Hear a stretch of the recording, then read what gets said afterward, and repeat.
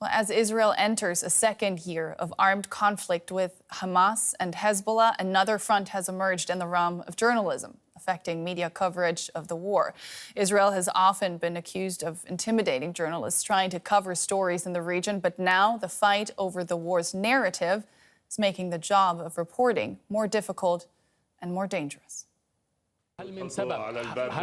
Qatari broadcaster Al Jazeera filmed the moment that heavily armed Israeli soldiers raided their bureau in the occupied West Bank capital of Ramallah on September 22nd this year. The IDF handed Bureau Chief Walid al-Omari a notice to shut down all operations for 45 days. We found this is the main entrance for our office in Ramallah. They close it, as you see, with the material this way. And they put the order in Hebrew. And this lists about all the equipment that they confiscated from our office. On April 1st, an overwhelming majority of the Israeli parliament, the Knesset, voted to approve a law that allows the government to temporarily shut down foreign news outlets if they are seen as a threat to national security. A media organisation can be ordered to close for 45 days, and this order can be renewed repeatedly. It is informally called the Al Jazeera law. Al Jazeera reporters harmed Israel's security and incited against IDF soldiers. It's time to remove the trumpet of Hamas from our country. In May, Israeli authorities put the new law into practice when they raided a hotel room in Jerusalem that Al Jazeera was using as its office, ending its broadcasts, closing down websites, and seizing equipment.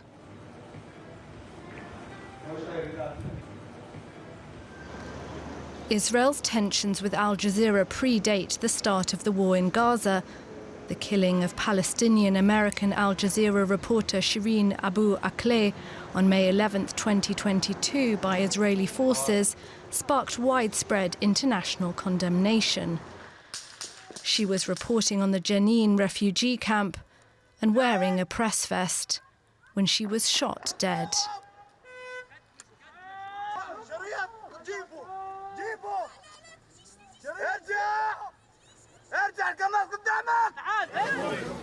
Nowhere is Israel's crackdown on journalism currently more evident than in Gaza.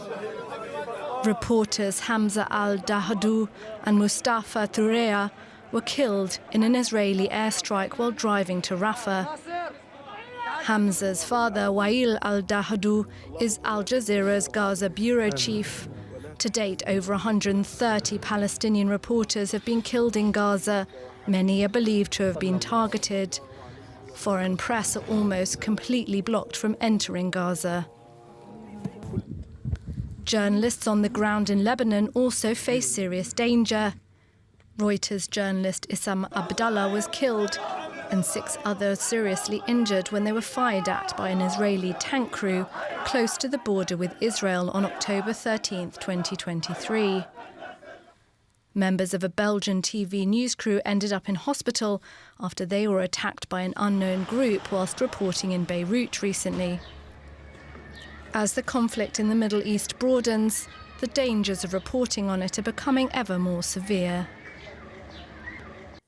And I want to dig a little deeper and bring in Jodie Ginsberg. She's the CEO of the Committee to Protect Journalists. She joins us now from New York. Jodie, welcome to DW. Now, covering wars has always been a very dangerous job, but in Gaza, more journalists have been killed than in any other conflict you have gathered data on. Why is that? As you say, this is the deadliest conflict, deadliest period of conflict for journalists that the CPJ has ever documented. 128 journalists so far at least have been killed since October the 8th. 126 of those killed by Israel, and the majority of those Palestinians.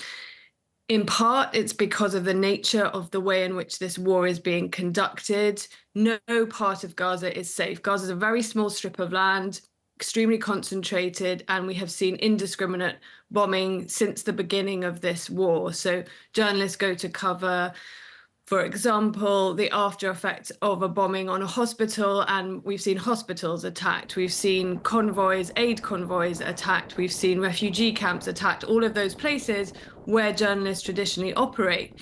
But in addition to that, and what is extremely disturbing is there is really credible evidence of direct and deliberate targeting of journalists, which constitutes a war crime. And one of those cases you mentioned in your report is the killing of Issam Abdallah in Lebanon and the injury of 6 other journalists.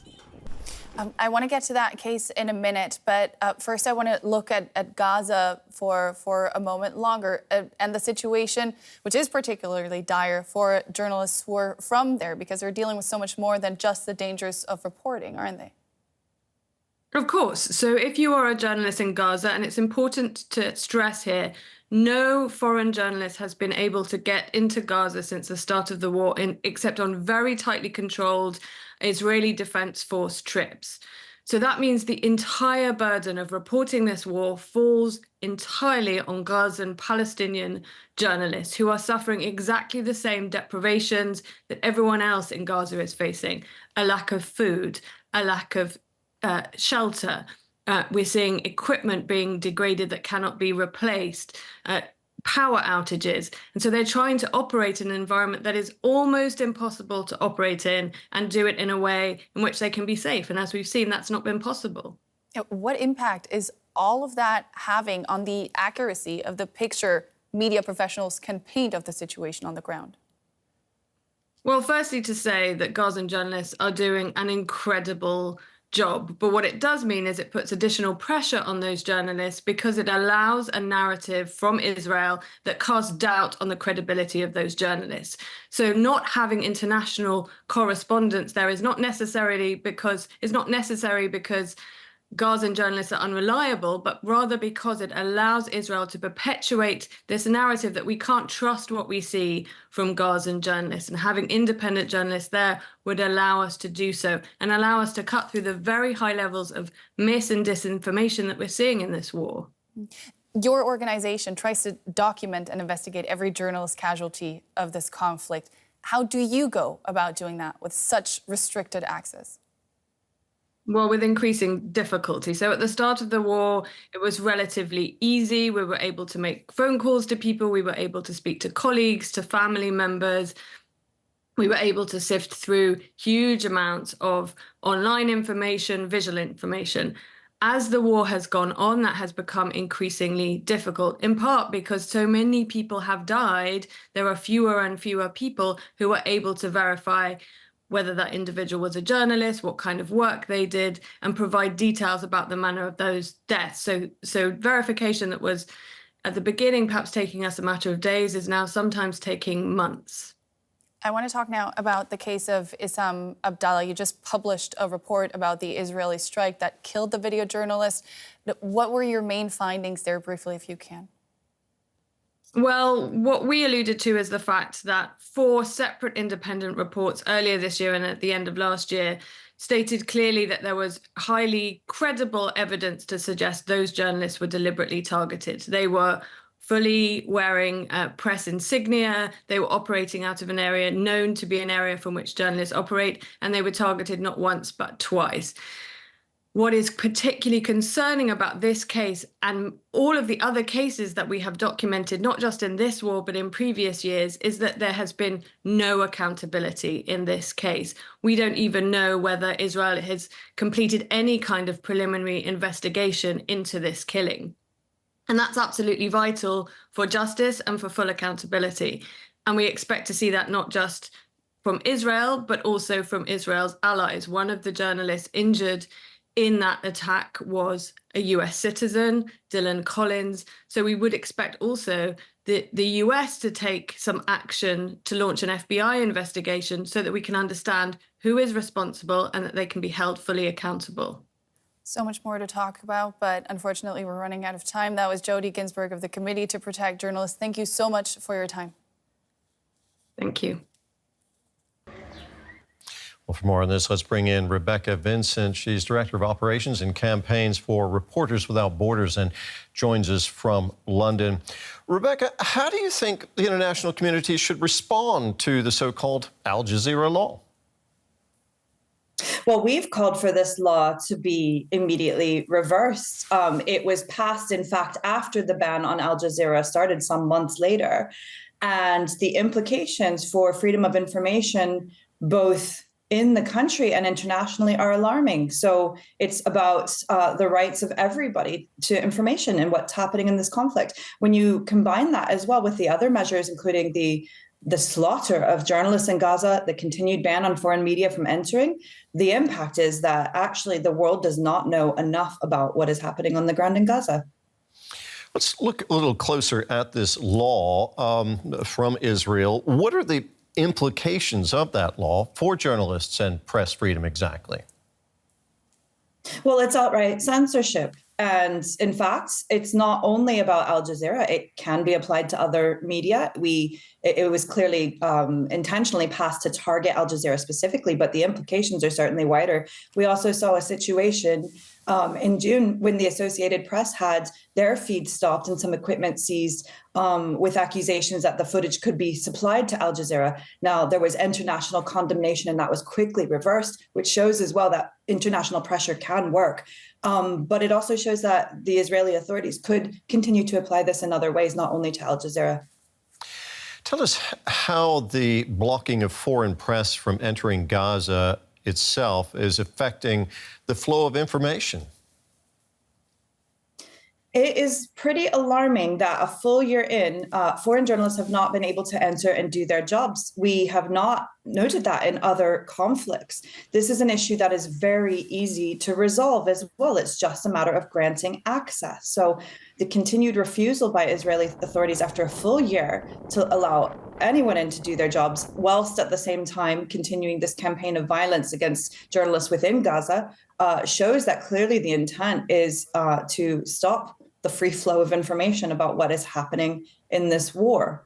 We, again, around the world, we have the right to know what is happening in Gaza. And it is time for these various forms of repression on media and restrictions on journalists to be lifted. It's in everybody's right to know.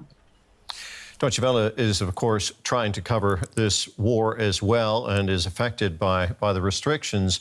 What would you suggest that global media organizations do to support our colleagues in trying to cover this war?